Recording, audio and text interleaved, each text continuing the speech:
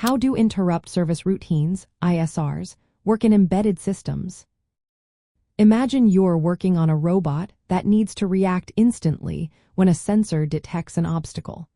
How does the system know when to respond without constantly checking the sensor? That's where interrupt service routines come into play.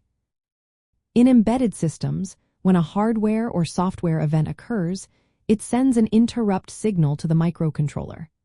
The processor then pauses whatever it is doing and saves its current state, including the program counter and register values.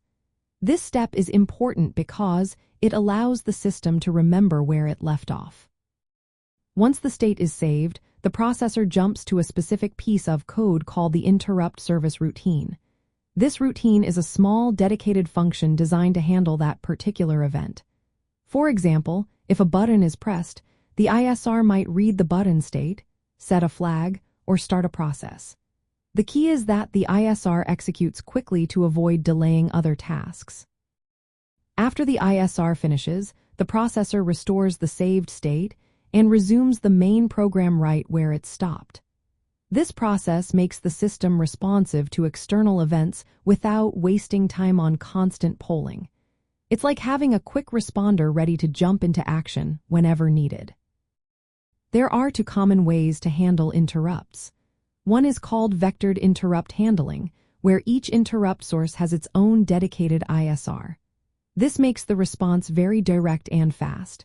The other is polled interrupt handling, where a single ISR checks multiple interrupt flags to see what caused the interrupt. This method is simpler but can be slower. In terms of hardware, microcontrollers have specific pins or peripherals like timers, serial communication ports, or sensors that set interrupt flags when an event occurs. The ISR must clear these flags to tell the system that the event has been handled.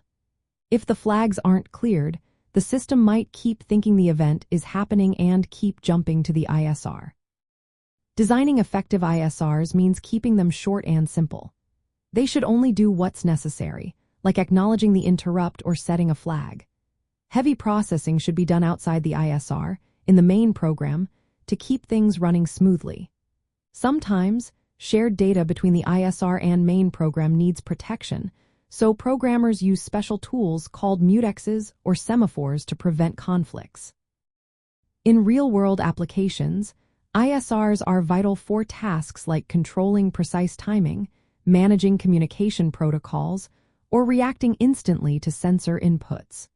They help embedded systems run efficiently and reliably, making sure the system responds quickly to the world around it.